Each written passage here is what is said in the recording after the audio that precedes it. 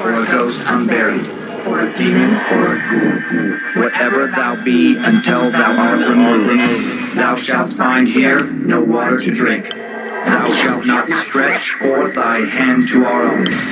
Into our house enter thou not. Through our fence break through thou not. We are protected, though we may be frightened.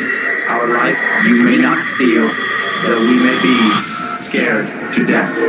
Welcome to Scared to Death, Creeps, Peepers, Roberts, and Annabelles. I'm Dan. Hi, Dan. I'm Lindsay. Hello, Lindsay. Hello, Danny. Before we get into anything, I have an announcement for the 2021 Bad Magic Virtual Gathering. Woohoo! Sunday, December 19th, 6 p.m. Pacific Time, and it is free. Going to go real big in 2022 with the gathering. An adult summer camp in August that Lindsay's running point on. More details to come later. Yeah, we'll discuss that in the new year. Just hang tight. It'll be wild for all the Creeps, Peepers, Roberts, Annabelles, fans of Time Suck, Is We Dumb, any of those who can attend. All the Brads, all the people who like to check for shoes, all the Space Lizards, Andre Chikatilo, like all those people. Well, hopefully not Chikatilo. For this year, gonna keep it easy and low key. Gonna have a Christmas movie watch party preceded by a studio tour, followed by Q&A. The movie we're watching, A Christmas Story. You'll shoot your eye out, kid. That one with Ralphie, that classic. With me, Lindsay, whoever else on the staff can make it. Plus a little Q&A, like I said. And you just go to Scener, SENER.com/A Christmas Story and click follow to get in on this. You'll enter your name, email address, age. You'll click next, username, password, go back, follow button again. So you're following. It sounds more complicated than it is. It's real intuitive once you go to Scener.com/A Christmas Story. And when you follow us on that, then you'll get notified when we're going to start the show. You'll see some of Logan's graphics. You'll know you're in the right place. Mm-hmm. And again, Sunday night, December 19th, 6 p.m. Pacific time. And again, it's free. Just a thank you for being a fan of what we do here. You do have to be an Amazon Prime member to watch this movie, though, because you have to buy it or rent it. So I think you have to be a Prime member to do that with the movies. You guys know. I mean, come on. Yeah. We're all savvy enough at this point. But we don't make anything off that. It's just, we couldn't find the movie at a place that worked with Scener where it was offered for free. Yeah. So that's it. It'll be in the episode description, the link to the Scener.com/A Christmas Story. Yeah. If you're an Annabelle, you already know how to do this because this is how we do Totally. TLA every month. Absolutely. Also, we got things sorted out with YouTube. So you probably didn't even notice anything on the Scared to Death end. That's true. We mentioned that last time. The Scared to Death video is being affected because of being a Bad Magic Productions YouTube video. Artificial intelligence bot got a little ahead of itself. Whoa, slow down. Misinterpreted a link in an episode of Is We Dumb. Joe got it sorted out. I know. Go, Joe. Woohoo. AI sometimes helpful, sometimes not. So just addressing that if you're like, hey, what happened to that situation? Yeah. Why'd they lie to us? Oh, look at you guys. Oh, that was like a close up on my Santa sock. Joe, go back. Go back. Hey. Lindsay's got her Santa socks on. Woohoo. No new merch in the store this week at badmagicmerch.com. So much overall, though. Yeah, well, and there's also merch for the gathering. Oh, yeah. So maybe we haven't talked about that. So that'd be technically new. Technically. But there's just so much. Logan does such a great job, and it's such a beautiful site. I was looking at it this morning. I know. So you can check that out. And now we can talk about the episode. Okay. Well, I have one giant, big, fat, yummy story. Okay, one story for you. One story for me. It is... Is it a saga? Kind of. It's a lifelong doppelganger? Ooh, okay. Question mark? Like, all right. That's exciting. Is there something out there that is like doppelganger-esque, but like not quite? Like, is it like a shadow of yourself? Mm-hmm. What is it? What happens when it builds over time? Like, you start seeing it when you're a child, and then you see it in your teen years, and now you're in your 20s, and it's still there. Wow.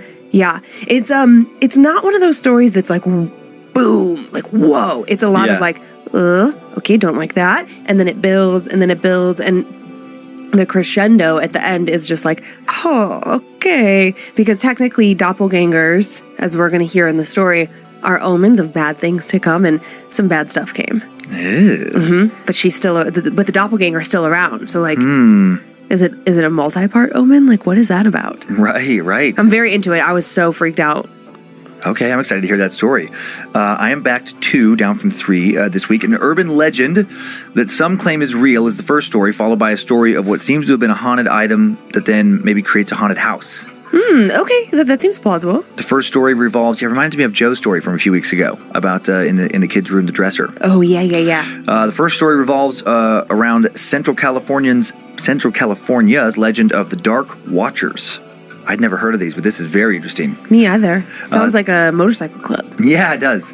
The second is set in Wisconsin, the tale of the Tallman family bringing home, much more than a bunk bed from a thrift store. Sorry, I'm just over here laughing. All of a sudden, I just was picturing like a over-the-top neighborhood watch, like some guy who just takes it way too far. He's the Dark Watcher. Yeah. He stalks around the neighborhood, like, you're not gonna mess with us. But then you just find out he's in like some really uppity, like beyond upper middle class neighborhood where it's like, dude, what are you doing? Nobody needs you here. It's like from The Burbs, that old Tom Hanks movie. Yeah. Oh God, I love that movie.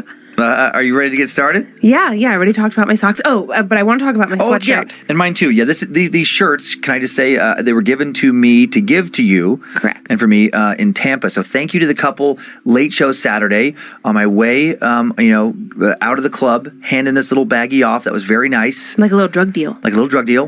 And I'm sorry in the chaos of kind of like the busy weekend, not remembering your names. I remember your faces and giving you hugs.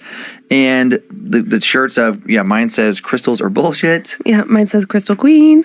But I was laughing so hard because I saw these both on your dresser, and that was folded up. So I just saw like a little bit of fingers. I saw some crystals, and I saw crystals are, and I was like, yeah. Somebody sent a shirt that's like, fuck yeah, crystals are fucking awesome. Like something to that effect. Yeah. And then I held it up today, and I was like, oh. Well then. But then you saw yours. But then I saw mine, and I was excited all over it. This is like a weirdly comfy sweatshirt. Oh, that's awesome. So cozy. Okay, I'm ready now. Okay. Let's do it. The Dark Watchers. Just a Central Californian urban legend or something more? These shadowy figures have been appearing to hikers in the Santa Lucia Mountains for decades, to settlers for centuries, and to local tribes for possibly as long as there have been local tribes in the area.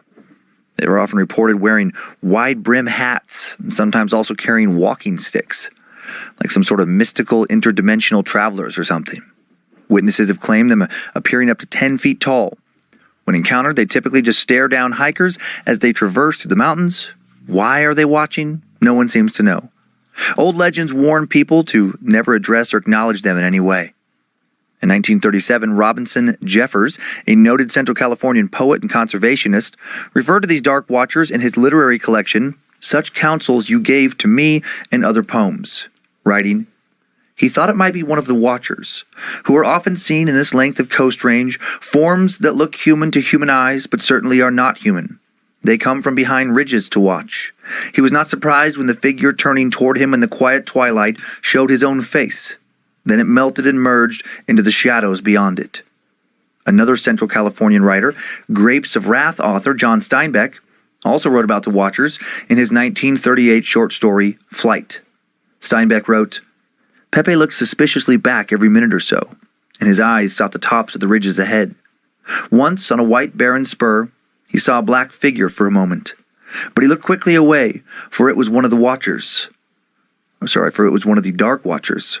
No one knew who the watchers were, nor where they lived, but it was better to ignore them and never to show interest in them. They did not bother one who stayed on the trail and minded his own business. Another account comes from Olive Hamilton, Steinbeck's mother, who claimed to have brought fruit and flowers to the watchers. She would tell others that if you leave food upon your return, you'll find flowers in place of your offering. Reports of these entities were recorded by early Spanish settlers, who gave them their name, Los Vigilantes Oscuros, the Dark Watchers. Before the Spaniards showed up, the Chumash people of Central and Southern California mentioned them in oral legends going back God knows how long. When seen, the Dark Watchers typically stand on the edge of the horizon and rarely approach hikers. If someone tries to approach them, these shadows almost always disappear. Almost. There are several possible rational, non-paranormal explanations for what these shadows might be, including hallucinations, illusions, or even infrasound. Infrasound, or sound waves with frequencies below the lower limit of human audibility, can be created by wind. While you can't consciously perceive them as sound, that is, you can't hear them, you can feel them. And that can create feelings of uneasiness or anxiety that some think are often associated with not just tales of the Dark Watchers, but with a variety of paranormal encounters. Another possible explanation for the Dark Watchers is something called pareidolia. Pareidolia is a tendency for human perception to impose a meaningful interpretation on a nebulous stimulus, usually visual, so that one sees an object, pattern, or meaning where there actually isn't any. A common example is a power outlet being interpreted as a face. The bottom hole is the mouth, top two holes are the eyes, or various rock outcroppings interpreted as forming the body of, say, a lion or a human profile. Seeing a body or face in the clouds, another example of a pareidolia. The most popular non-paranormal explanation for the Dark Watchers is a very interesting natural phenomena that I was not familiar with, known as a Brocken specter. A Brocken specter, or mountain specter, is the magnified and sometimes enormous appearing shadow of an observer cast upon clouds opposite the sun's direction. You're seeing your own enormous shadow out in the distance in certain atmospheric conditions. I'll show a picture later. It is super cool, actually. The Brocken specter figure's head is often surrounded by halo-like rings of colored light, which appear opposite the sun's direction when uniformly sized water droplets in clouds refract and backscatter sunlight. Very wild looking. And I'm sure there are other totally natural explanations others have attempted to explain away the Dark Watchers with. But are they just really nothing more than tricks of shadow and refracted light, or projections from our own imaginations? Perhaps not. There are several reports that come from people who insist that what they saw was much more than a mere atmospheric phenomenon. They're certain they saw and interacted with a sentient being or beings. Beings that seemed possibly malevolent, unfortunately. Time now for the tale of the Dark Watchers. I think it's just a little further, Carlos shouted. Julia was furious. You said that an hour ago. She and Carlos had been hiking for hours with no end in sight. She knew they were lost, but he was refusing to admit it. When Carlos had suggested the idea of an anniversary hike, they'd been dating a full year now, she was reluctant. But money was tight for them, and it was free. She agreed on the principle that hiking would probably be some good bonding time for them. Now she was regretting that decision. This experience didn't feel like it was bringing them closer together. It was about to bring her to tears, though. She was exhausted, her feet hurt, and even if he didn't mean to get lost, it was still Carlos's fault. They'd carefully researched the trails in their chosen spot, the Santa Lucia Wilderness. They chose the Riconanda Trail. It was supposed to be only 3 miles long with a scenic view, a solid choice for beginner hikers. Julie had even taken the time to write notes about exactly how to find the trail. And now Carlos had talked her into ignoring some of those notes. Whatever path they were on now was not the Riconanda Trail. At least it was a path, she figured. It was a wide dirt path and had to lead somewhere, right? Many others had clearly traveled on it at some point. The summer sun beat down on the young couple, sweat dripped down their faces. The incline grew steeper as they went up the ridge. The path, while well used, at least at some point, was also overgrown, clearly not a priority for any state maintenance worker. Julie had scratches all over her legs from the dry, thorny, rugged brush. She could tell that Carlos was just as miserable as she was, but he kept a chipper smile on his face so he wouldn't have to admit he was wrong, and so he wouldn't set her off. He'd been with Julia long enough to now know that the best thing he could do was just to keep quiet, keep walking, and act like everything was still kind of going according to plan. Julia's misery increased with every step she took. Carlos promised her there was a beautiful lookout up ahead. They could stop for a nice long scenic rest, but now that seemed more and more unlikely. It was already 4:30. They wouldn't have much time at the lookout before they needed to make a quick trek back to their Jeep before getting caught out in the woods after dark. Julie wished she'd started a timer when they turned right, when she thought they should have turned left to stay on the trail. And she didn't know how much time had passed since then. 2 hours, maybe? She wished she could call an Uber or something. Maybe a rescue helicopter. But she wasn't going to be calling anyone. They didn't have service on this part of the trail. They'd have to find the way out themselves, or wait until they were gone long enough for their families to report them missing. She wondered, would the forest rangers find their starving bodies deep in the wilderness? Would they go insane and have to eat each other to survive? She shuddered.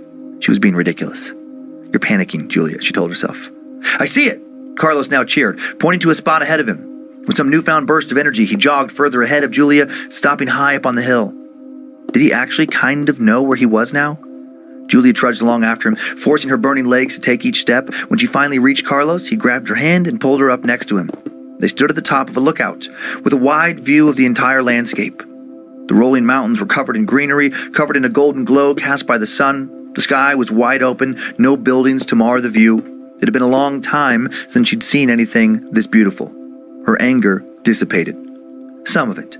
No view right now could make her sore feet totally stop throbbing. Further ahead now she could see a sign. Julia and Carlos walked towards it. High Mountain Lookout. Definitely not the Riconanda Trail, but they were at least at a marked spot. There was even a building with stairs that led to a higher lookout point. Carlos and Julia spent the next hour exploring the lookout, taking plenty of pictures and giving their legs a much-needed break. Although things hadn't gone exactly the way they'd planned, they were glad they'd still found a beautiful spot at the end of their hike. It felt like a reward for all their hard work. At 6:30, they decided to head back. Since it was the middle of the summer, they still had enough daylight to not have to hustle, at least as long as they didn't get lost again. "We should go that way," said Carlos. "See how much shade there is?" Julia looked in the direction Carlos was pointing. Ahead of them was a skinny, windy, unmarked trail. It was heavily wooded. "I don't know, is that even a real trail?" "I don't think so, but it goes to the bottom, right?" She hesitated. Part of her did think that shade sounded really nice. Another part of her wanted to kill him for daring to suggest taking another gamble on another trail they weren't sure about. She internally debated. Carlos was wrong before, and still did get them to this spot. Maybe this path would provide more shade, perhaps a cool breeze. They could explore the woods on their way down. She felt more and more convinced each second, remembering the brutal heat beating down on her from the other trail. A shady, wooded path sounded so much more pleasant. "Okay, let's go. But if we feel like we're lost, you have to promise me we'll turn around and come back." "I promise," he said as he put a hand over his heart, coupled with a solemn expression on his face. Re-energized from their rest, the couple joined hands and descended into the forest. Julia wondered if they'd ever see anyone else on the trail. So far, they hadn't seen another soul. She thought a Sunday afternoon would be popular for hiking in the area, but apparently not. The trail here was much different than before. It was steeper, windier, more rugged than the first trail. Julia had to keep her eyes on the ground to avoid tripping on rocks and tree roots. "Wait," Carlos put a hand out, stopping her. "I think I hear a creek that way. Let's go." He grabbed her hand and pulled her along off the little trail now and into the woods. Carlos was right. There was a creek just off the trail, and the clearing around the creek was beautiful.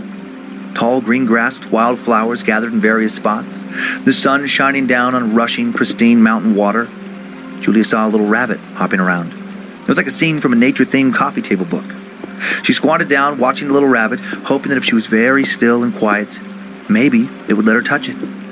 It was frozen, hiding behind a tall patch of grass, its little nose and whiskers twitching nervously. "Hi there," she whispered, reaching a hand out towards the rabbit. "Julia," Carlos hissed. Startled by his call, the rabbit hopped away. "What?" Julia asked, annoyed. Back still turned to Carlos. "Why do you do that? Growing up in the city, she'd never been so close to nature before." "Julia, turn around," said Carlos. "Why?" She ignored him, eyes scanning for any more cute creatures wandering through the grass. It's one of those shadow things," he said. Julia could hear a hint of nervousness in his voice. "A dark watcher? You know that's just an urban legend, right?" No, this isn't some... Just turn around." Now he really sounded scared. Julia did turn around, and like the rabbit, she froze, muscles locked in place, her heart pounding. A shadow stood on the other side of the creek. But whose shadow? This one had a distinctly human shape, outfitted with a wide-brimmed hat, and it wasn't a normal, two-dimensional shadow. No, the shadow formed a solid, three-dimensional human-like figure. And it had strange, glowing white eyes. Eyes that were staring right at them, watching them. "What the hell is that?" Julia whispered. She felt the strangest feeling.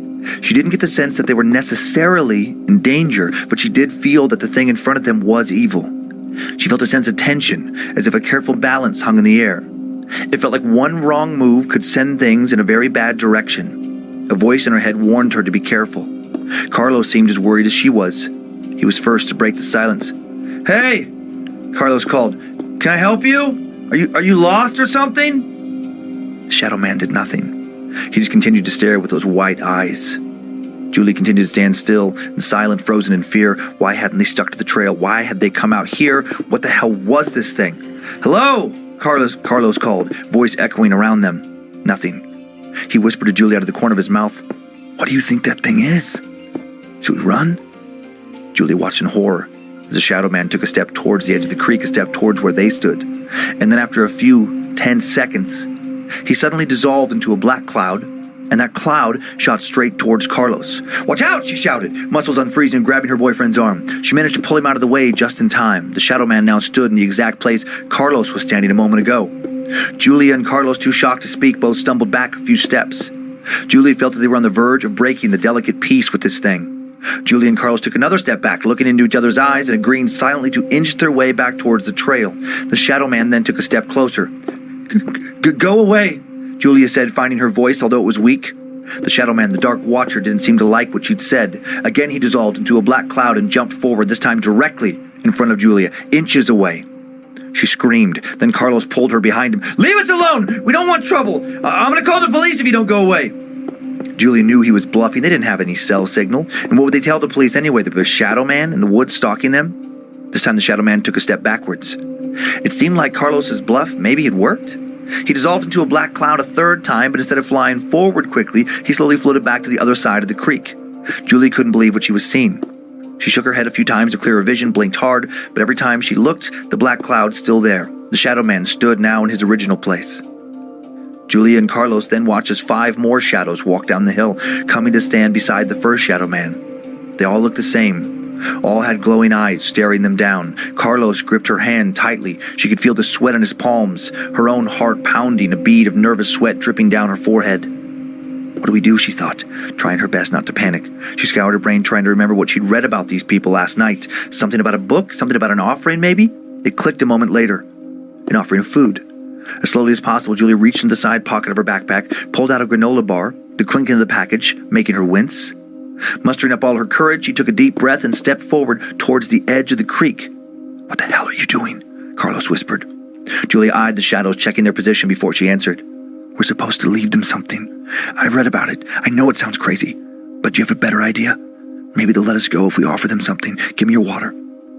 Carlos shot her a disbelieving look, but he pulled out his water bottle and handed it over. Julia took the gifts, laid them gently at the edge of the creek, her heart racing as she slowly now stepped backwards. The shadows did nothing. "What do we do now?" Carlos asked. Julia hesitated. The watcher stood in a line, unmoving. "Let's go. Slowly." Step by step, they walked backwards to the trail, the watchers never moving, but maintaining an unnerving stare. After a painfully long face-off, Julia and Carlos decided they should risk turning around and jogging back down the mountain towards their Jeep. Looking back one last time, Julia saw that the shadows were now gone, and in the spot where she'd left an offering was now a patch of wild flowers she didn't think were there before. Julia turned away and continued hustling down the trail, determined to get away from the dark watchers before they changed their minds and came after them. Weird. Yeah, interesting urban legend / modern encounter. Yeah. I wasn't expecting it to like jump around like that. Or It's kind of like teleport almost. Yeah, like whoop, whoop. Interesting. But I wonder why it didn't get any closer, or like why it backed off with Carlos and not Julia. Who knows? I was thinking, is there like some interesting sort of force field, like it actually can't go any further than this? Like, are they stuck in that little area? And also, why didn't they just run? Yeah, I don't know. I have some interesting photos. Okay. This first one's just pretty. This is the Santa Lucia Wilderness. Oh yeah, that is real pretty. So that's the area they were hiking in. This next one's just an example of that pareidolia. This little face in the stump. Yep, or a little butt. Yeah, could be a little butt. Little tushy. Oh yeah, okay. Little dimples in the tush.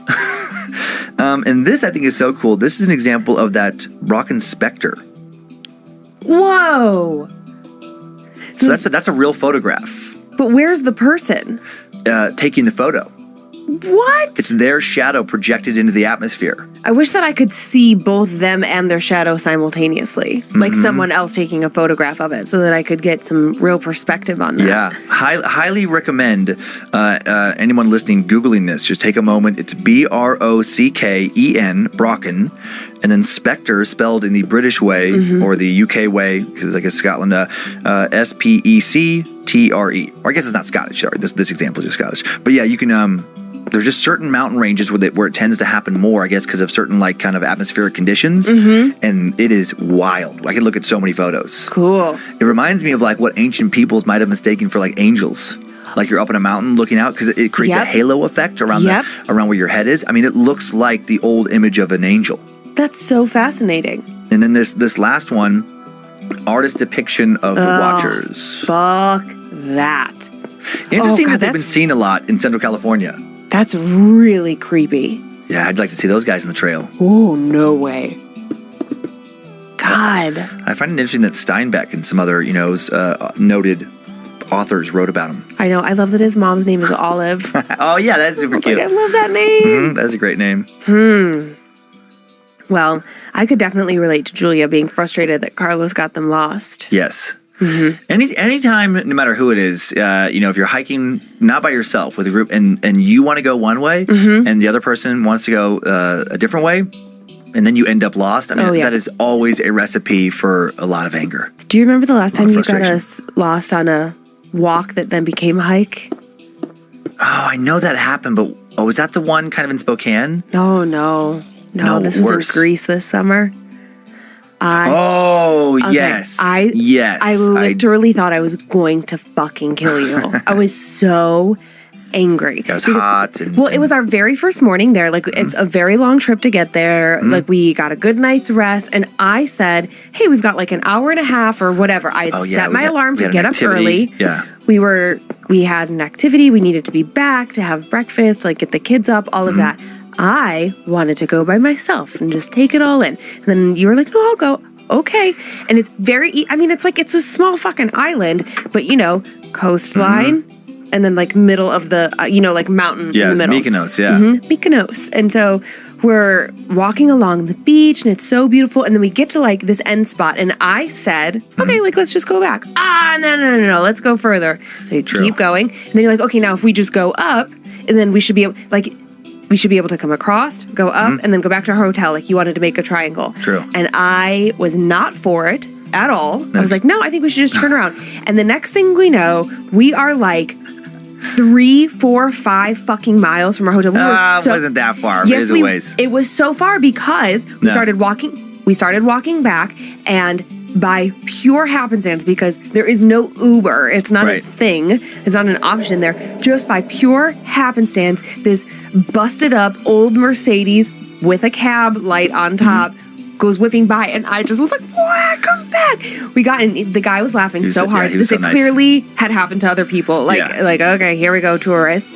But he said it would have taken us 3 or 4 hours to get back to our hotel if we would have gone on the path that we were going. Because it's not like it was like a straight shot from where we were to the hotel, not 3 or close. 4 miles. It would have been like up and winding and around. And Yeah. he goes, well, yeah, I mean, if you would have just stayed on the coastline like I wanted to, Yeah. we would have, because the walk was only like 25 minutes, and then we would have been there back in an hour. So, Julia, if you are listening, I feel your pain. Mm-hmm. What if we would have seen watchers then? I would have lost my mind. Well, we were in a populated area, so I wouldn't have worried as much about them. We were surrounded by houses. But do we see any other people other than that one homeless naked guy sleeping on the beach? Oh, yeah. We did not. But Right. I'm assuming they were in the houses. But I hear you. We were more like by businesses. Okay. So I just think that something bad could have happened. Well, rather than debate about something that no one cares about. I care. I care. And every other woman listening who's ever been like, God damn it, husband, partner, spouse, listen to me. Hear me roar. Rage. Yeah. But anyways, but on the Dark Watchers, it sounds like a shadow guy, a shadow man, like people, or the Hat Man. Yeah. Mm-hmm. And I wonder if it's like a precursor, Yeah. or if they're somehow related. True. All the shadowy entities. It did make me think like, well, what if one of those little guys got out of there?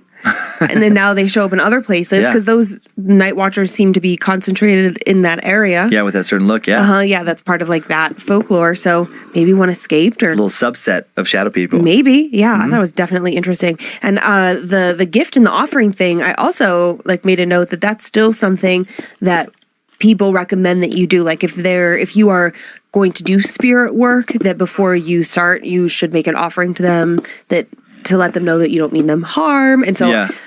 because Julia was saying like she definitely felt scared and the beings felt evil, but she didn't feel like they were necessarily going to hurt her. Right, unless you made some kind of mistake. Right. But tough to figure out what that mistake is when you don't know the rules of the game. Well, I think that the mistake is not offering them something. Yeah. You know? should figure that out, yeah. And that is like a common theme with spirits, that you should just offer them something to let them know that you don't mean them any harm. And then oftentimes that will dissipate the tension between you and the spirit world. People like a gift, I love a gift. even spirits. Yeah. Carry on. You ready to move on from Californian folklore to Wisconsin? Yeah, Wisconsin, where it's very cold right now. Hear the story of a family's haunting? Yeah, let's do it. Before we move on to those scares, we need to take a quick in-between story sponsor break. Please take advantage of these sponsored deals. Use our codes, landing pages, so you can save some money. Thanks for listening to those deals, creeps and peepers. Not much setup on this next story. A few sentences, and then we're off. On January 11th, 1988, the Tallman family, Alan, Deborah, and their 3 young children, fled their home after 9 frightening months of torment. They packed some bags, got in the family station wagon, and drove never to return again to their house in the small few thousand people town of Horicon, Wisconsin. As Larrabee Street disappeared around the corner, they hoped that whatever was happening to them, that whatever had been attacking them, would be left behind with their home. Time now for the story of secondhand possession. It all started 9 months back. Early 1987, Alan and Deborah, called Debbie by her friends, brought home a bunk bed that they'd purchased at a secondhand shop. When they bought it, they didn't think of the bed as being anything other than a great deal. And why would they think anything else? It was just a bunk bed. It felt sturdy and safe, a great purchase for their 2 daughters, perfect for the new house they'd bought in April of 1986. The couple assembled the bed and initially stored it in their basement. When the Tallmans first moved the bed upstairs in May of 1987, something inside of it, or attached to it, seemed to have awakened, and a terror would be unleashed on themselves and their children. From the moment the bed was first slept in, the house appeared to be haunted by spirits, terrorizing first the children and then the entire family.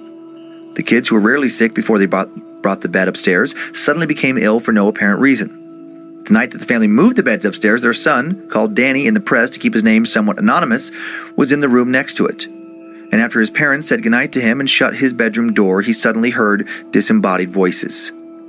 Then, before running panic to his parents, with relief he saw that the voices seemed to be coming from his clock radio, and he thought that maybe he'd accidentally set it to come on at the wrong time. So he turned off the radio, closed his eyes. But then the radio turned back on. Popped his eyes back open, watched as the radio now started randomly switching from station to station. As Danny watched, his eyes wide in terror, the knob at the top of the radio spun round and round. Even though Danny had been listening to the same stations for months now and knew the DJ's voices and mannerisms, he swore something about their voices this night sounded different. They sounded demonic, inhuman. He pulled the power cord out of the wall. Thankfully, now the radio went silent.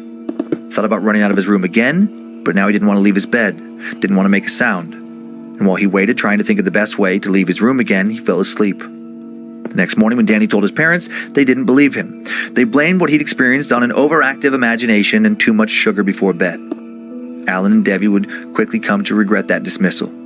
A few weeks later, Alan was painting the walls in the basement when he decided to head upstairs for lunch and place the paintbrush on the table. When he returned after eating, the brush was now in the paint bucket with the bristles sticking up. The handle of the brush covered in paint, the bristles perfectly clean. What had happened? No one else was home. Something about it felt like a lot more than an accident. More than him accidentally dropping the brush in the bucket and then somehow magically forgetting all about that. Meanwhile, the kids, now experiencing encounters much more unpleasant than paintbrushes that seemed to move when no one's looking. Tallman's 2 daughters were the ones who actually slept in the bunk bed. And one night, the youngest daughter would later say she was sleeping when she opened her eyes and saw a woman with red eyes standing at the door. The woman slowly made eye contact with her, and searing pain like fire spread throughout the girl's body. As she watched, unable to move, fire licked up the walls of the room, and she feared that she and her family would be burned alive inside their home. But then she woke up. It was morning, no fire, the room the same way it had always been. She assumed naturally that she just had a nightmare. She got out of bed and went to the bathroom and screamed.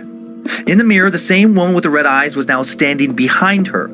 Her own reflection now looked like a rotting, charred corpse. A month later, Danny would seem to see the same thing in the same mirror, his body being the one now charred and rotten. Still, the Tallman parents hoped that whatever was going on was just some odd phase, just as some say, kids being kids. But they were starting to get a little worried. And just as a precaution, they invited their pastor over. To their dismay, as soon as he stepped through the door, the pastor's eyes went wide. "There's evil in this house," was the first thing he said. And he recommended them getting out of there immediately. But they didn't listen. Not yet. The Tallmans hadn't lived there that long, and they weren't ready to give up their new house. They hoped they could figure something out. Now, for months, every time a door banged shut or strange voices called out of nowhere, they tried to convince themselves they were just imagining things. But then a week before Christmas, 1987, Danny told his mother that he'd seen something terrible and they needed to leave right now, and he wouldn't say what that was. He was clearly, utterly terrified. He didn't want to use the bathroom he shared with his sisters anymore. Frustrated, Alan screamed for the spirits to get out of his house. He shouted that if they wanted to fight someone, why couldn't they fight him? And then it seems as if something in his house soon took him up on that. Just 3 weeks later, at around 2 in the morning, early January 1988, Alan returned home from a late shift. Pausing outside the garage, he heard an eerie, howling sound. Could it be the wind, he wondered? No, it didn't sound like the wind. It almost sounded like a trapped animal, though weirdly disembodied and not coming from any particular direction. And as he stopped in front of the garage door, he heard a voice say, "Come here." Alan prayed to God someone was playing a trick on him. Even someone trespassing on his property would be better than something he couldn't find an explanation for. He crept around the side of the garage, looked into the alley, and there was no one. He turned back around relieved, but his relief would last no longer than perhaps a single second, because now his eyes went wide in shock and fear. His garage was on fire, engulfed in flames. Just a mere second ago, it had been perfectly fine, but now flames climbed high up the walls, sending sparks into the night sky, a piece of wood falling at Alan's feet, almost burning him. He ran into the house to get a fire extinguisher. When he came back, the fire's gone. What? Better than gone, in fact. It now appeared that there had never been a fire in the first place. The garage, perfectly intact. The piece of wood that had fallen at his feet, nowhere to be found. Confused, frightened to his core, praying that it had all been some kind of hallucination, perhaps brought on by stress, Alan went into the house. Breathed a sigh of relief that nothing too bad had happened, reached to unpack his lunchbox, and then whack! The lunchbox whizzed out of his hands, hit the wall across the room, hard enough to leave a crack in the plaster. Ooh. He felt more fear than ever. What if that lunchbox had hit him in the head that hard? What if something was thrown that hard at his wife or the children? They could be badly injured. While he tried to figure out a solution that didn't involve moving out, Alan began sleeping on the floor now in the room where his daughter slept, where the most activity was. He was worried to leave them in there alone. And one night, he opened his eyes to see that the room was now filled with some type of fog, so thick he couldn't see anything. Not his daughter's toys, not the windows or the curtains. "You're dead," whispered a voice. And then the glowing red eyes in the fog, he suddenly saw glowing red eyes in the fog boring into his own eyes. "It's over. You're dead." When he told his wife what happened, Debbie demanded they go to their pastor again. Alan asked a relative to watch their kids while they went to the church to explain these recent paranormal occurrences. As they sat in their church waiting for the pastor, Alan half expected to get an emergency phone call, something telling them to go back home immediately. He started to wonder if maybe he wasn't just expecting a phone call. Maybe there was something inside of him urging him to go home right now. When he looked at Debbie, he could tell she was feeling the same thing. Wordlessly, hearts hammering, they ran to their car and sped home. As they rounded the corner onto their street, Alan was prepared for the worst. He was prepared to see his house burning down to the ground, his children dead. But the house was fine, no fire. However, when they pulled into the driveway, the kids and the babysitter did not seem fine. They ran out into the yard. Debbie and Alan ran over to them. "She saw us," the babysitter stammered. She opened her mouth, screamed. "She saw us." The woman with the red eyes. And then Debbie and Alan noticed a very thin layer of soot covering their children's faces, like the ashes of some type of paranormal fire. What if that fire had become real? The Tallmans left that very night. 2 weeks later, Debbie and Alan returned and had the bunk bed destroyed, put it in a landfill. Then in April of 1988, a new family moved into the Tallmans' old home. And it seems as if whatever was in that house, whatever might have come into the house along with that bunk bed, was no longer there. Rumors surrounding the Tallman story eventually found their way all the way to Los Angeles to a TV producer. And this case was featured as a part of an episode on Unsolved Mysteries. It aired on October 26, 1988. So did the Tallmans make it up for fame and fortune? No. They weren't paid for the story, and they certainly didn't become famous from their appearance on the show. They'd only agreed to share their story on the show under 3 conditions: that they be censored, their images blurred during the interview, their children's name to be protected by aliases, and that all reenactments of their experiences be done by actors, not any members of the Tallman family. The Tallmans wanted to share their story, but they did not want to risk angering any of the entities that tormented them and risk bringing what they'd experienced back into their lives. As far as we know, that didn't happen. Hopefully the woman with the red eyes has moved on and no longer torments anyone in this world. I bet that if they would have looked closely at the bunk bed, I bet somewhere on it there's fire damage. Oh, yeah. Mm-hmm. I bet 2 kids or however many kids shared that bed before died. And the fact that that lady was like, "It's over, you're dead." Like maybe it was a deranged mother, mentally ill, who set the bed and her children on fire. That's the story I built in my brain. Yeah, maybe she's possessed. I mean, maybe, or just sick. Mm-hmm. Yeah. Just a few quick pictures. Okay. This first one is the Tallman house on Larrabee Street in Horicon, Wisconsin. Just a normal looking little house. My God, it looks like where I grew up. It's just so Midwest. And then this is a possible picture, according to the interweb, according to Unsolved Mysteries, of the bunk bed. Wait, how is that possible? I thought that they... Oh, you know what? That's right. It'd be a dramatic... This is a still shot then of the dramatic reenactment. Yeah. So I guess that's what the bunk bed looked like. Yeah, Good basic. call. Just really simple. Very simple. And then this next one is Robert Wadlow. Excuse me. Why is he here? Well, Tallman sent me into a weird spiral in the web of tall people. I was just going to say, was this like a weird case of giantism? Yeah. Not weird. I mean, just an extreme. This poor guy, he died in his sleep at the age of 22 only. Yeah, after an infection in his leg spread to his blood, back when infections were tougher to deal with. He died back in 1940. He never stopped growing. Okay. He was never crippled to the point where he couldn't walk or anything. He was able to walk and stuff. He did have leg braces to help, because his bones are so long. At the time of his death, 8 feet, 11 inches. Holy crap. So almost basically 9 feet tall? He was 9 feet tall. Holy Hades. Yeah, tallest recorded person ever. Oh my God. And his features, I will say, he was a handsome guy, normal. Yeah. It's interesting. He just, photos of him appear photoshopped. There wasn't all this newspaper coverage. Yeah, it looks like they just blew up a picture of a normal sized guy into being, twice the size of some of the people around him, literally.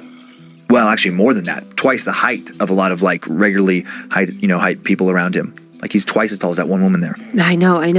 He none of his other features seem disproportionate. Right, Like exactly. he doesn't have like a giant nose or enormous hands or tiny hands for that matter. It's not like just his leg bones grew. No, it's like it is a giant. It's that pituitary, gland where it's just it goes into hyperdrive. Yeah. And never gets shut off.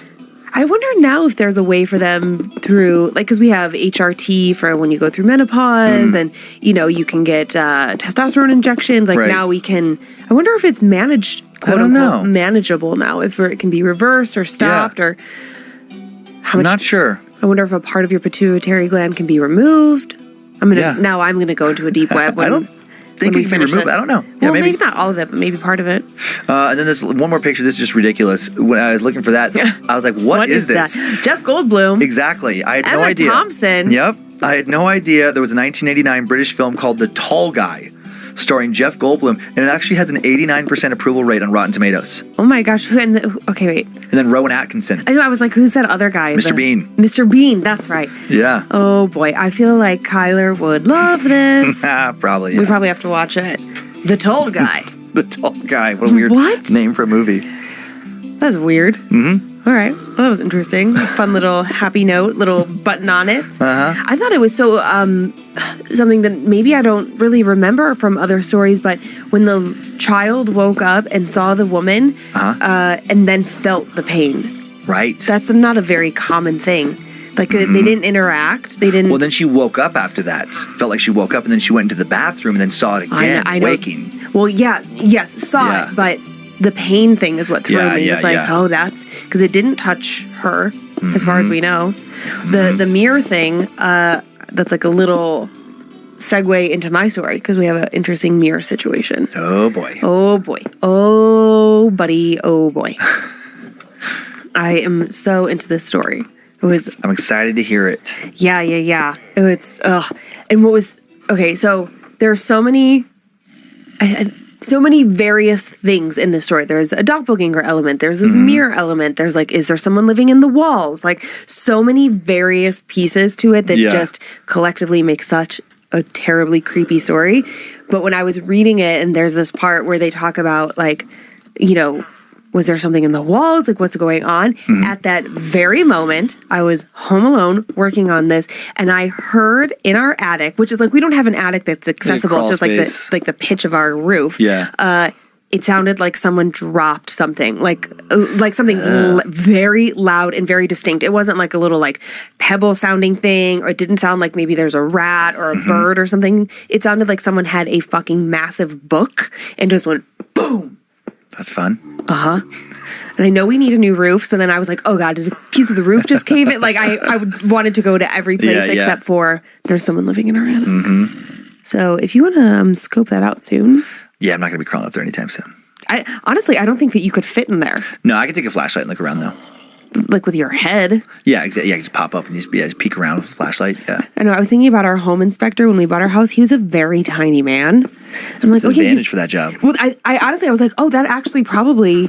I don't think you're going to find many like 6'2" guys No, doing there's- that job because you have to crawl into such particular Yeah. little spots. There's a random extra bit of trivia. A lot of horse jockeys. Oh yeah, they're so tiny. A lot of them, when they retire from doing that, they go into home inspection.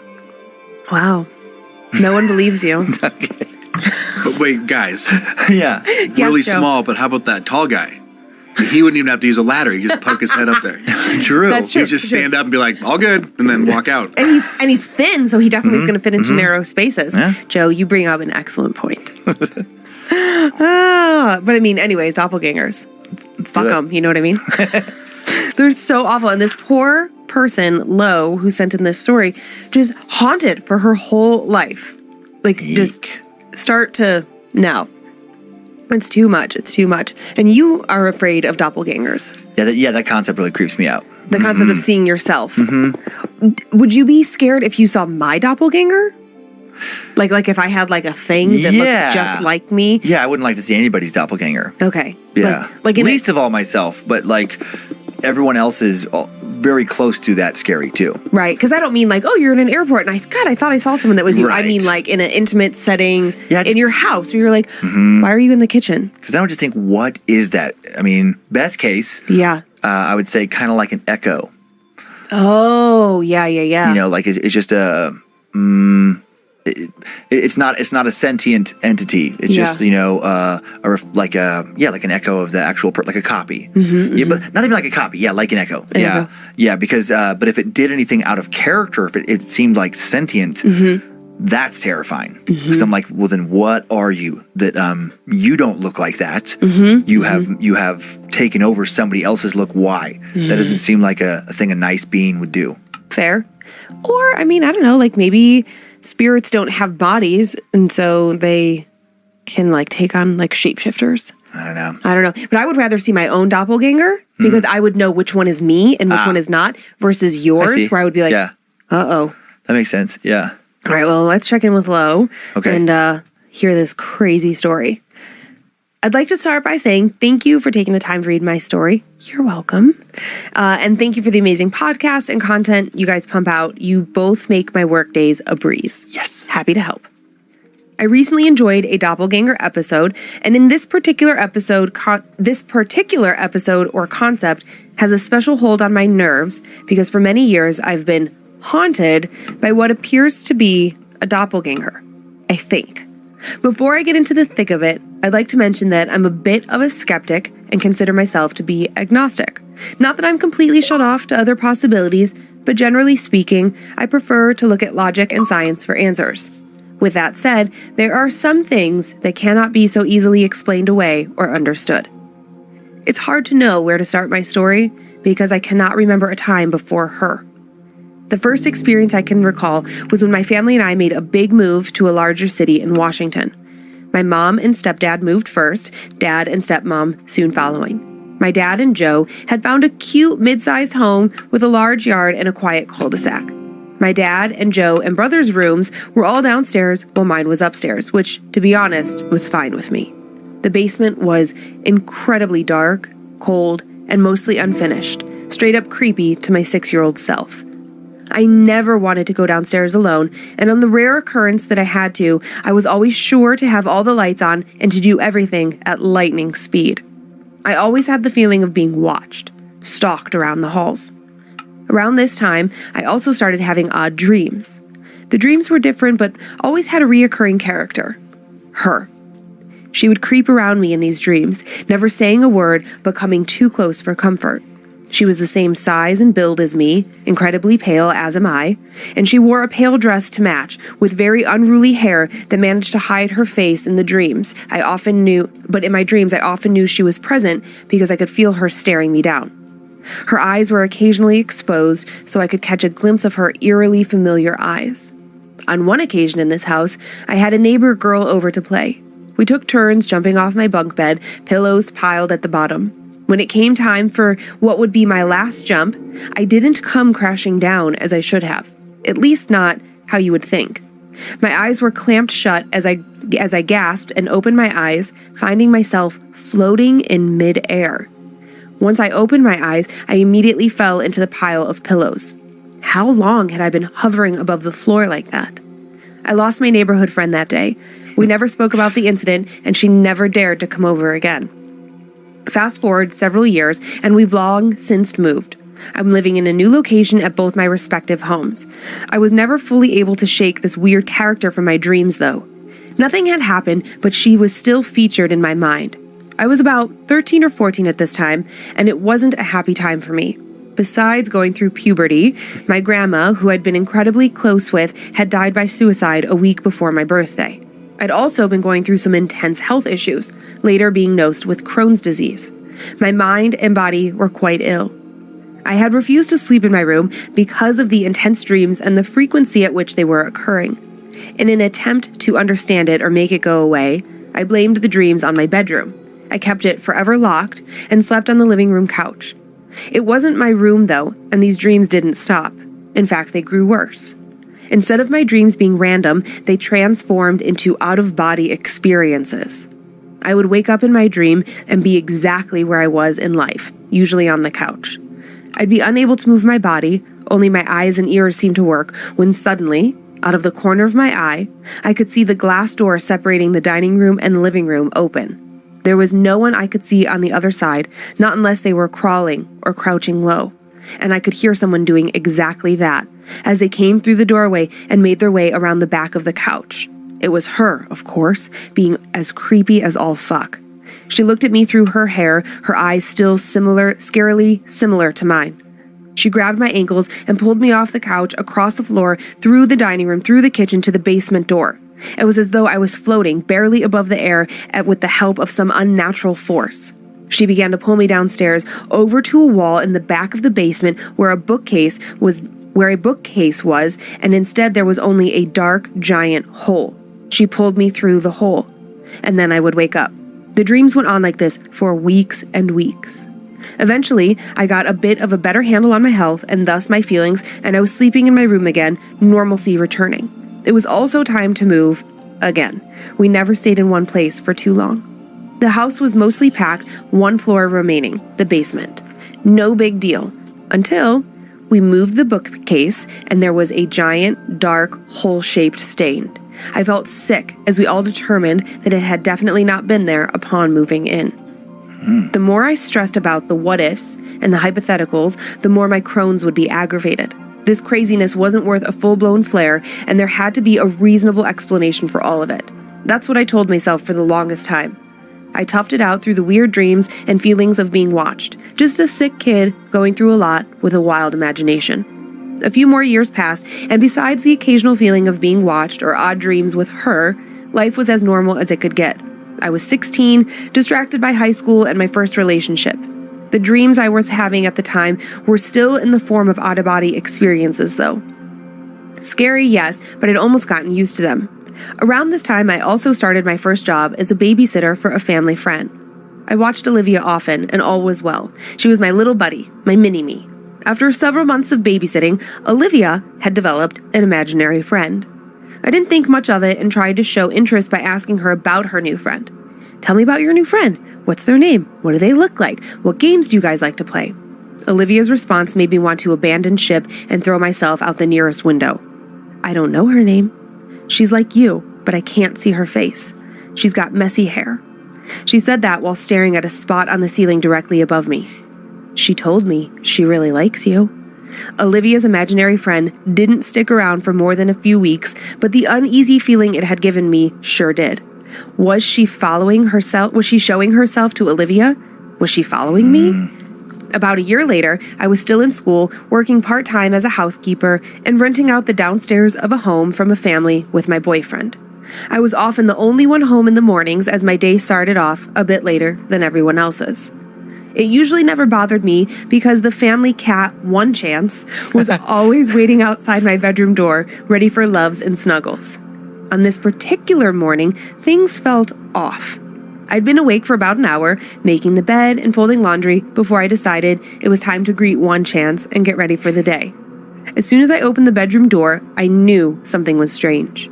The air that hung in the hallway was so unusually cold and thick. It was almost difficult to breathe, like how it is in extreme humidity, except this was cold. Stranger still, One Chance was nowhere to be found. No jingle of his bell signaling that he was on his way to me.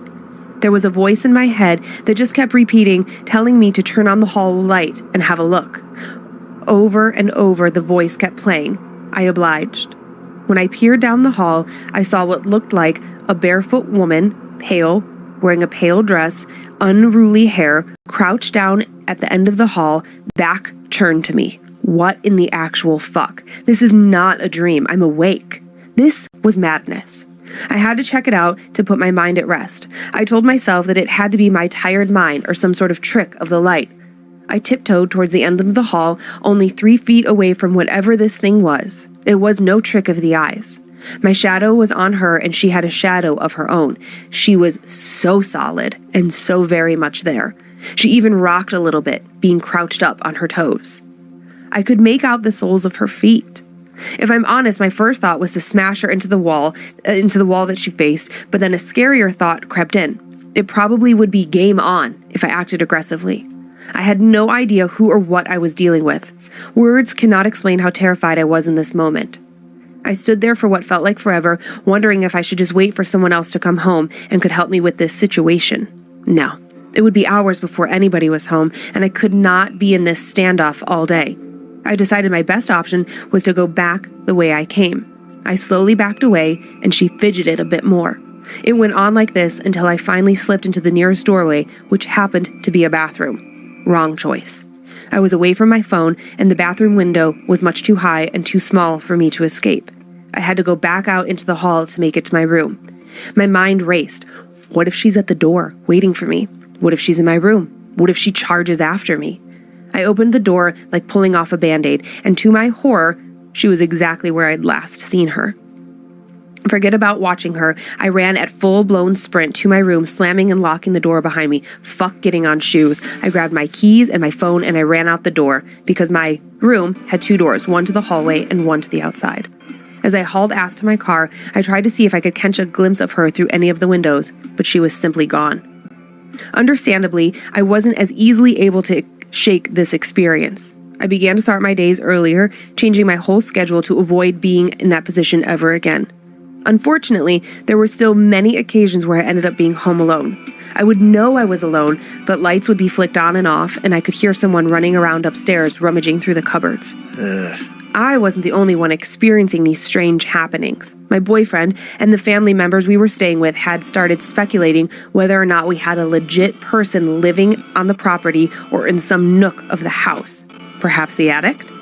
Everywhere was thoroughly checked, and there were no signs of any unwanted guests.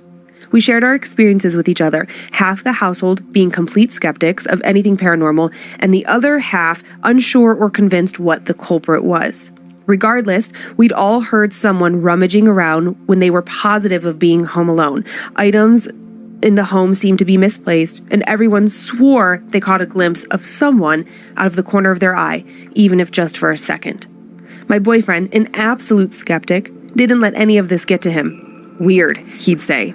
Until one night. I was already comfortably in bed when I saw him poke his head into our room, a weird look on his face, and then he ran back out of our room and then repeated this again. "What are you doing, you weirdo?" I asked. "Is that you? In bed? Like you're really in bed right now?" "Yeah," I said. He ran over, slammed the door behind him, jumped into bed, and pulled the covers nearly up over him. "What's up with you?" I asked. "I swear I saw you in the bathroom. You were just staring at yourself in the mirror, like blankly. I asked you if you were okay, and he didn't say anything. You didn't even move, only your stare. Your eyes moved to me," he said, fear on his face like I'd never seen. "When I saw you in here, I then ran back to the bathroom, and you were still there. But you were also in here. I don't know. I don't believe in that stuff." He was panicked, and he didn't want to discuss it any further, and I didn't want to investigate. After these occurrences that were clearly more than just dreams, I started to share these experiences with a few trusted allies. They had many suggestions on how to cope with this or rid myself of her, but one they all swore to was saging my place. Cleanse it of all the bad or unwanted energy. I wasn't sure how I felt about burning sage and asking energies to leave as I walked room to room. That was not at all scientific. However, after doing this, everything stopped. The dreams never went away entirely, but they became much more rare. I felt so much better overall. Everyone in the house did. We were finally at ease when we were at home. Although things were good, I was highly curious about what that had all been about, what it had meant. I decided to do a bit of research, and a name kept popping up. Doppelganger. I wasn't convinced, but I did note the similarities in life and in myth. From the research I did, one bit really stuck out to me. Doppelgangers can be bad omens. If a friend or family member sees one, it is said to be the sign of danger or an extreme change for them. If you see your doppelganger, especially more than once, it is said your death is near. Ugh. I'm 23 now, and things are happening again. The dreams have become almost alarmingly frequent. Things go missing around the house, lights are turning on and off by themselves, and even scarier, they turn on and off without ever being plugged in. My family has been bothered by someone speaking or whistling. The source unknown, their words unintelligible. For weeks I've been waking up with bruises, the shape of fingerprints on my thighs, neck, and wrists. the most horrifying and sad part of all of this is that my now ex-boyfriend passed away in an untimely and very freak circumstance. Is there any truth to the doppelganger? Did seeing her seal his fate? And my truly burning question, is she still stalking me, waiting for the opportune time to show me the face that she's been hiding from me all these years? That's so creepy. It's so creepy. I have full body chills. And then I was writing a couple things down, and sorry if I missed this, but I think like, so when she was a kid, I mean, there was that weird like levitation thing. Yeah. And she had a lot of bad dreams, but it doesn't sound like this thing was really physically manifesting itself until around the age of 16. Yeah. And that's when like other people started to hear something in the house. That's when she had like encounters with something, like she's actually like awake, hearing it. And that's, of course, around somewhere between 16 and 18, it sounded like, where her boyfriend saw this. Well, yeah, okay, so let me clear up the timeline. So, the dreams start when she's, the first that she around can remember. Around the time the grandma... Well, no, she starts around 6. Oh, she starts having the dreams and stuff. And, you know, it's like experiencing this weird thing in her dreams that like... Right, consistent... Yeah, and it looks just like her. She can't see its face. It's creepy. Then they move, and I'm sure that in her brain she was like, okay, like maybe it was like part of this house, or whatever. You're like justifying it. Then when she was like 13, they made this big move. Yeah, and she starts babysitting for a family friend, and Olivia she's the imaginary friend. And so to me, that is the first. Oh, okay, that's true. That'd be somebody seeing it. That would be the first non-dream manifestation. Okay, while Lo isn't seeing it. Sure. Someone else has seen it. Then possibly, it was the imaginary friend. Yeah. And well, the fact that like the girl that she's babysitting, Olivia, says like it looks like her. Okay, true. And she like Lo was like, well, what's her name? She's like, I don't know, but she likes you. Like that's true. Fucking that's enough right there to send me over the edge. I don't need everything that comes after it. And then a couple years later is when people in the other house, the next house, start kind of like wondering if somebody's hiding in their home and hearing things. And then following a little bit of that is when the boyfriend sees her in a different place. Yeah, and then I don't know, like, you know, it sounds like she said she was like, because there was an experience when she was like 16. You know, with it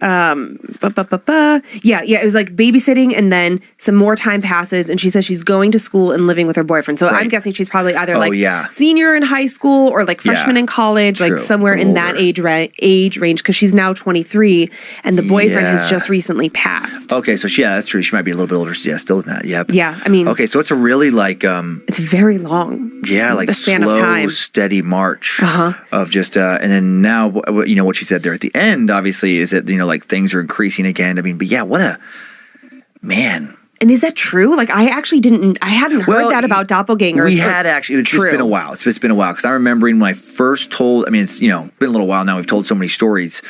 And I want to say Percy Shelley, maybe. There's some like literary people in the past who claimed to have seen doppelgangers and then like died. I don't remember that at all. Yeah, that's where like the omen stuff comes from. I don't have my phone on me to look that up. But yes, we have talked about that at some point. It's just been a while. Well, it's interesting that she has seen the doppelganger at the end of the hallway, but didn't see its face. Like, they have not made eye contact. But then the boyfriend saw the doppelganger in the mirror, like made eye contact. And so that's kind of like what I took away from this too, is that it's like this doppelganger always has like messy hair covering her eyes. Like, she can, you know, it's like if you have your hair over your face, like she Picture can... the girl from the Ring. I know. You can like kind of see, but like not really. But did the boyfriend make direct eye contact? And is that what sealed his fate? And now that the dreams are increasing, like if I'm her, I'm terrified to go to sleep. I'm terrified I'm going to see it in real time. And if I do, I don't, like, I want to close my eyes, turn my head, because if I make eye contact with it, I'm thinking that I'm a goner. Yikes. Right? Yeah. The totality of this lifetime of doppelganger sightings is too much. Was that anonymous, or what's her name? Her name is Lo. That's right, Lo. Well, Lo, we obviously wish you the best of luck in dealing with whatever this is, and highly encourage you to go try and speak to some spiritualist or something. Yeah. It's like at this point, what do you have to lose? Yeah. I mean, and I know that you said that you're agnostic and like religion isn't your thing and you're scientific, and that's all fine and well because I mean, Right. I'm not religious in any capacity, but I will tell you that if I were you and I was in this position, I would be pulling out all the stops. Yep, talk to a priest, talk to a pastor, like just and again that thing of like why not? Yeah. Like A shaman, a witch. Yep, exactly. I mean, there are so many options. I don't know where you live. You can, Native Americans have, tinctures and they believe a whole other set of things that, might be able to help you. I don't know. And I also don't know like when this story, I don't have the date on when this story came in. So I don't know if this was 6 weeks ago or 6 months ago. So I'm like, if there's an update, we would love to hear from you. And also just like want to know you're okay. I'm a little freaked out. And you were right, Dan. It was Percy Shelley. Good job. Your brain, man. I know. It's kind of annoying. And just so everyone's not left hanging, was a poet. Yeah. Saw her doppelganger a bunch. His doppelganger a bunch. And the last time was it pointed out to the sea. And then shortly after he drowned in a sailboat accident. Yeah, now I remember. Thanks, Joe. Good job, Joe Paisley. Wow. Yeah. Eat you, Wawa. Do you want to thank some Annabelles? Yes, I want to thank some Annabelles for supporting the show and helping us do an awesome job at the Giving Tree this year. Grimlock, Charisma Freaks, Kay Harkins, Tyla Kraut. Wait, I just need to go back. Yeah, okay.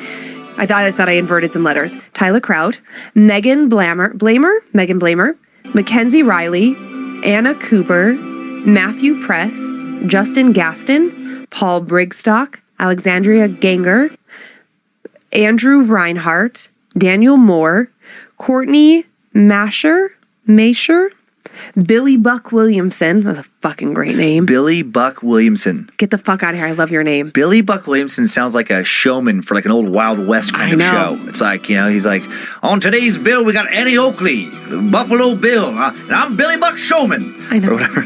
Williamson? Williamson, whatever. I had shown Billy Buck Williamson. Oh my God. That's great. I love it. I want to be friends with you. Alejandra Chavez, Raul Espinoza, Carl, 007 Pippin, Austin Ingram, Mark Donovan, Alicia Miller, Haley McLean, Kathleen Hassenberg, Harley Ray, and Jenny Johnson. Nice. Nice. Oh, welcome to Billy Buck Williamson's Roundup. Billy Buck Williamson's Roundup today. We got Annie Oakley doing her shooting. We got Wild Bill doing his tooting. I don't know. Tooting? I don't know. I had a hat. Oh, God. I'd like to thank the following Annabelles. Darian Warden, Danielle Ingersoll, Jules Harris, Jocelyn Weiss, Jackie N., Tess McCarthy, Sierra Thompson, Miranda Phelps, Arrow Wright, Marie Campos, Mary G. Hacco, Jaslyn Del Val, Aaron Badger, Jorge Castro, Vanellope Travels, Juana Martinez, Rotten Clown. Guessing that's not a birth name. Absolutely. If it is, woof. It's a rough life. That's a tough one. That's a tough blow. Imam Ibak, Kovo, Jessica Williams, Megan Barbie, Christopher Turner, David either Yorins or Lawrence Jr., Rochelle Kudahi, and Kirk Baum. Kirk Baum is another interesting name to me. Kirk Baum sounds like a salve. Sounds like a medicine or something. Well, just throw a little Kirk Baum on it and clear that rash right up. Did you call it salve? I did. It's salve. Oh. Whether thou art a ghost that hath come from the earth, or a phantom of night that hath no heart, or one that lieth dead in the desert, or a ghost unburied, or a demon, or a ghoul, whatever thou be, until thou art removed, thou shalt find here no water to drink. Thou shalt not stretch forth thy hand to our own. Into our house enter thou not. Through our fence break through thou not. We are protected, though we may be frightened.